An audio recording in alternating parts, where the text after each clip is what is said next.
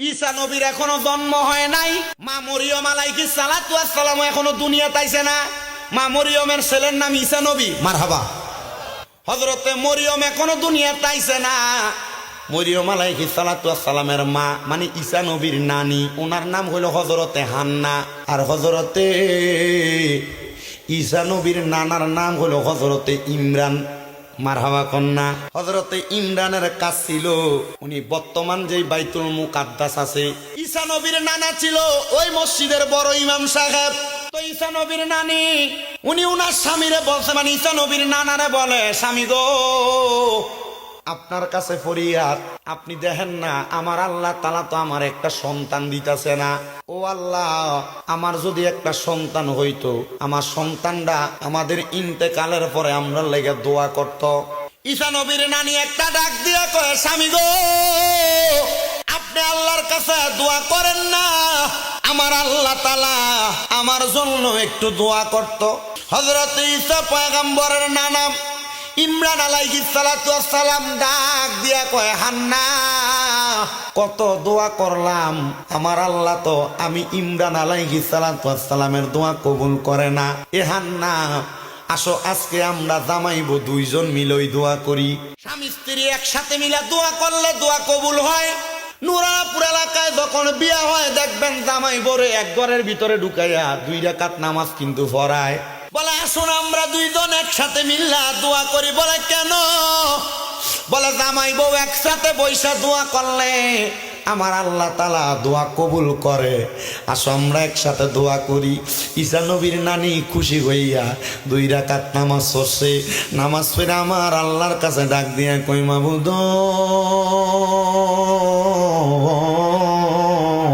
ও আল্লাহ, আপনি যদি আমরার একটা সন্তান দান না করেন, আমরা তো দুনিয়াতে সন্তান হারা মানুষ থাকবো। আমাদের সম্পদ আছে, টাকা আছে, পয়সা আছে, আমরা রেগুলারে কে ব্যবহার করব? খাওয়ার মতো কোনো মানুষ নাই। এবার আমার আল্লাহ তাআলার পক্ষ থেকে আওয়াজ আসে, রে ইমরান ও হান্না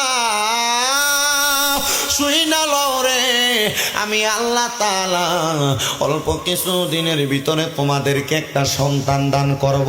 ঠিকই আমার আল্লাহ হযরত হান্নার গর্ভের মধ্যে সন্তান দান করছে, কিন্তু ভাগ্যের নির্মম পরিহাস, যেই দিন হযরতে হান্নার সন্তানটা দুনিয়াতে আগমন করবে, আগমন করার আগে হযরত হান্নার স্বামী মানে ঈসা নবীর নানা হযরত ইমরান দুনিয়া থেকে ইন্তেকাল করছে। বলেন ইন্না লিল্লাহি ওয়া ইন্না ইলাইহি রাজিউন।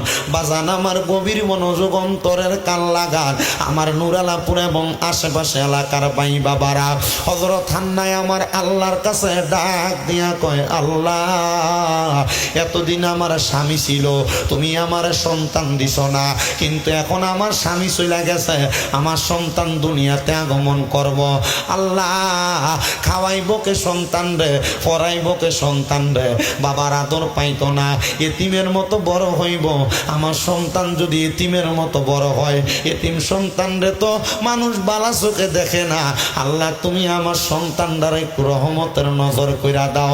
আমার আল্লাহ আসমান থেকে ডাক দিয়া কয়, হান্না চিন্তা করবা না, টেনশন করবা না, আমি আল্লাহ তাআলা যেমন তোমার গর্ভে সন্তান দিছে, তেমন ভাবে তুমি হান্নার সন্তানের দায়িত্ব আমি আল্লাহ কুদরতে ভাবে লইয়ালো। মজুরে কোন সুবহানাল্লাহ।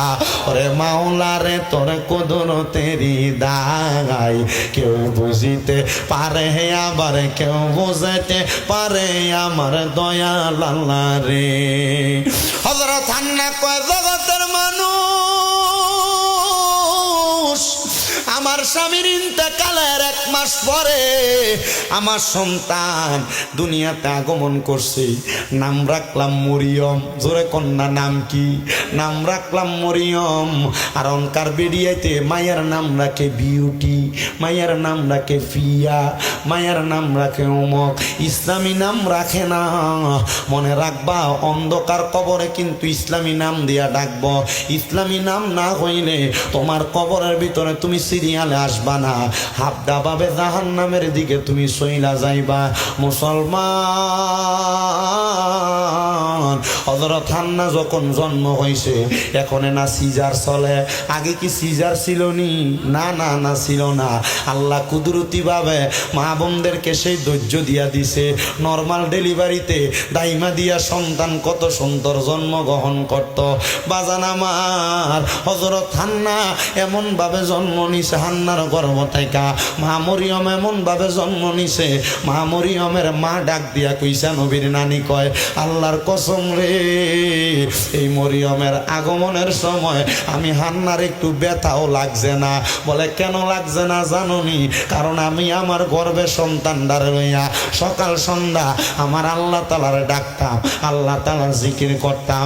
আর অনকালার বেডিয়াইতে সন্তান গর্ভে লইয়া মোবাইলের ভিতরে টিকটক দেখে। কথা কয় না? আরো জোরে কয় না? ঠিক কিনা? আমি বলবো আমার নুরালাপুরের মা, ও মা, আমি চাই না গো তোমার সন্তানটা খারাপ হোক। আমি চাই তুমি যখন বুড়া হইবা, বিছনার ভিতরে প্রস্রাব পায়খানা করবা, তোমার ছেলেটা নিজের হাত দিয়ে তোমার প্রস্রাব পায়খানা পরিষ্কার করব। কিন্তু অনকালা সন্তানরা কামের লোক রাখে মা বাপের ময়লা পরিষ্কার করবার লাগিয়া। নুরালাপুরের মা সন্তান গর্ভের ভিতরে নিয়া আল্লাহর কোরআনটা ফইর, দেখবা তোমার সন্তানটা গাউসে পাক আব্দুল কাদের জিলানির মতো হইব। খবর কি জানো না? আব্দুল কাদের জিলানির মা ওনার গর্ভে নিয়া 18 পারা কোরআন শরীফ তেলাওয়াত করছে। গাউসে পাক দুনিয়াতে আইসা ওস্তাদের কাছে 18 পারা কোরআন শুনাইয়া দিছে। এই আব্দুল কাদের জিলানি কেমনে শোনাইলা? ডাক দিয়া কয়, আমার মা আমি আব্দুল কাদের গর্ভে নিয়া এই কোরআন তেলাওয়াত 18 পারা পর্যন্ত পড়ছে। আমি আব্দুল কাদের মায়ের গর্ভে এমনে থাকি নাই রে। দুনিয়া সন্তান মার গর্ভে লাঠি দেয়, হাতের আঙ্গুলের ইশারা লাগায়, মাথা দিয়া মার এই সাতনাটার মধ্যে ডলাডলি করে, মা কত কাতরায়। আমি আব্দুল কাদের এমন করি নাই, এমন করি নাই। কারণ আমি তো মুর্শিদ রূপে বেলায়েতের পাওয়ার নিয়া আমার আল্লাহ তাআলা আমার মার গর্ভ থেকে দুনিয়াত ফাটাইছে। এই জন্য আমার মা যে 18 পারা কোরআন পড়ছে, আমি গাউসে পাক আব্দুল কাদের জিলানি ওই কোরআনটা মার গর্ভ থেকে মুখস্থ কইরা আসছে। আমার মা বোনেরা, আজকের মাহফিলটা পীরে তরিকত মুনাজেরে আজম হযরতুল আল্লামা ফিরজাদা কাজী আবু সাঈদ পেশোয়ারী রহমতুল্লাহ আলাইহি স্মরণের মাহফিল। আবু সাঈদ পেশোয়ারীরে কেন এলাকার মানুষেরা স্মরণ করতেছে? এটার কারণ হইল আবু সাঈদ পেশোয়ারী এমন একজন আল্লাহর হক্কানি ওলি ছিল। ও মা, তোমার গর্ভ থেকে তো আবু সাঈদ পেশোয়ারীর মতো ওলি বাইর হইব, তোমার গর্ভ থেকে তো আব্দুল কাদের জিলানির মতো ওলি বাইর হইব, তোমার গর্ভ থেকে তো খাজা মাইনুদ্দিন চিশতির মতো ওলি বাইর হইব। তুমি যদি সন্তান গর্ভে নিয়ে কোরআন পড়ো, তুমি টিভি সিরিয়াল দেখো, মোবাইল ইউটিউব সোশ্যাল মিডিয়া দেখা সময় কাটাও, মা গো মা, হযরত হান্না ডাক দিয়া কয়, আমার সন্তান মরিয়ম যখন আগমন করছে, আমি হান্নার পেটের মধ্যে কোনো ব্যথা হয় নাই, জন্ম দেওয়ার সময় আমি কোনো ব্যথা অনুভব করি নাই। এটার কারণ হইল আমার গর্ভের সন্তান আগমন করার সময় রে জগৎবাসী, আমি তার আগের সময়টা আমার আল্লাহ তাআলার ইবাদত কইরা কাটাইছি। জোরে কোন সুবহানাল্লাহ।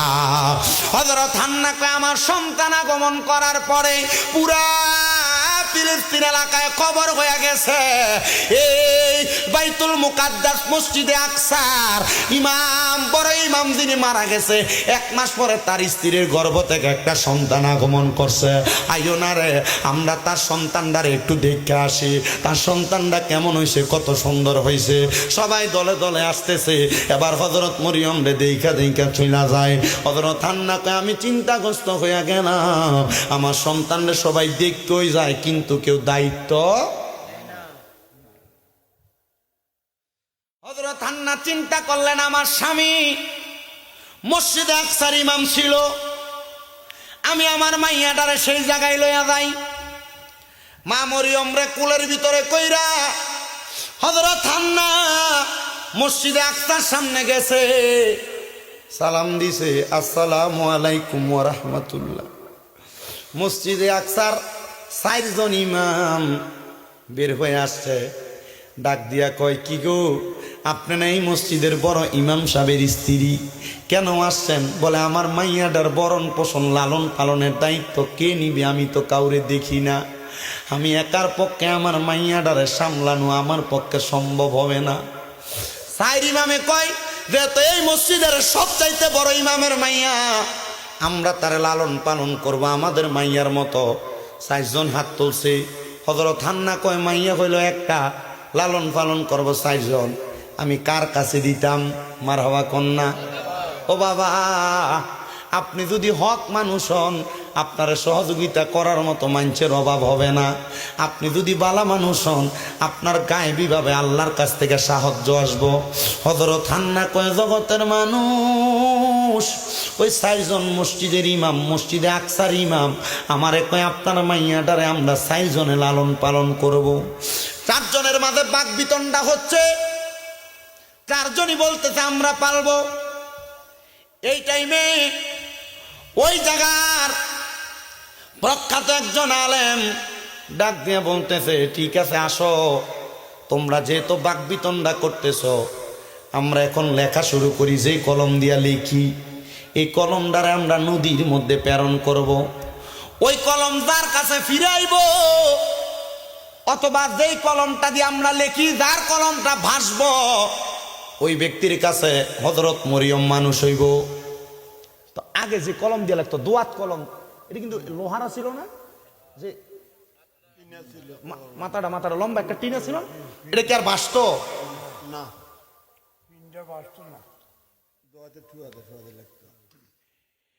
এবারে 4টা কলম সবাই নিছে, 4টা কলম নিয়ে নদীর মধ্যে মারছে। নদীর মধ্যে মারার পরে যার কলমটা ভাসবো তার কাছে হযরত মরিয়ম মানুষ হবে। মারহাবা। এবার এই 4 জন ইমামের ভিতরে হযরত মরিয়ম আলাইহিস সালাতু ওয়াস সালামের মা, মানে হযরত হান্নার বইনের জামাই, তাহলে মরিয়ম আলাইহিস সালাতু ওয়াস সালামের কি হইব? খালু না? মরিয়ম আলাইহিস সালাতু ওয়াস সালামের খালু ছিল ওই মসজিদের ইমাম। মারহাবা। মারহাবা। সবার দুয়াত কলমের কলমটা ডুইবা গেছে, কিন্তু ওনার খালুর কলমটা বাসা দিয়া রইছে। মারহাবা কন্যা। ওনার খালু কয় যে তো মাইয়াটারে আমি পাইছি বাইতুল মুকাদ্দাসের মধ্যে রাইখা তারে আমি মানুষ করব। মসজিদে আকসার মধ্যে রাইখা হযরতে হান্না, হযরতে মরিয়ম রে এমন ভাবে মানুষ করে রে, হযরত মরিয়ম আস্তে আস্তে বড় হইতেছে। হযরত মরিয়ম আস্তে আস্তে বড় হইতেছে। হযরত মরিয়মের বয়স যখন 10 থেকে 11 বছর, ওই এলাকায় একটা লোক ছিল যার নাম কুরসা। ওই কুরসা নামক লোকটা এলাকার মহিলাদের সঙ্গে বাদে সম্পর্ক করত, অপসম্পর্ক করত, বদ সম্পর্ক করত। এমন কোন মহিলাকে সে বাদ রাখে নাই যাদের সঙ্গে সে অপকর্ম করে বেড়ায় নাই। ওই কুরসা একদিন হযরত মরিয়মের ঘরের সামনে এসে দাঁড়ায় গেছে। হযরত মরিয়ম আলাইহিস সালাতু ওয়াস সালাম বলেন, আমি গোসল কইরাম, আমার মাথার ভিজা চুলগুলো আমি মুছতে লাগলাম, এমন টাইমে দেখলাম আমার দরজার মধ্যে কুরসা নামক বাজে লোকটা দাঁড়ায় গেছে। কুরসা আমার দিকে নজর দিয়া চায়। তখন আমি মরিয়মের বয়স 10 থেকে 11। ওই কুরসা যখন আমার ঘরের সামনে আসছে, কুরসা আমার দিকে একটা বাঁকা নজরে তাকায়। আমি কইলাম, কুরসা রে, এই বাঁকা নজরে চাও, আমি জানি তো তোমার চরিত্রটা বড় খারাপ, আমার দিকে এমনে চাইস না রে, আমি জানি তুই আমার দিকে একটা লালসার চোখ দিয়া তাকাইছ। আমি মরিয়ম রে, তুই 2 রাকাত নামাজ পড়তাম দে, আমি নামাজটা শেষ করার পরে তোর যদি মন চায় আমার ইজ্জত হরণ করবি, তুই আমার সামনে আসবি। হযরত মরিয়ম কয়, আমি নামাজের মুসল্লাটা বিছাইয়া মসজিদে আকসার খাদেমার রুমের মধ্যে আমি 2 রাকাত নামাজের নিয়ত করছি। আমি 2 রাকাত নামাজের মধ্যে যখন দাঁড়াইছি, দাঁড়ানোর সাথে সাথে গো আমার চোখের বাণী গুলা বায়া বায়া পড়তাছে। এ পর্দার অন্তরালের মা নামাজের ভিতরে দাঁড়াইলে পাশের বাড়ির মহিলা কি শাড়ি পরছে, জামাই বিদেশ থেকে কল দিল, শাড়ির কথা কইবা তোমার ভিতরে চিন্তা।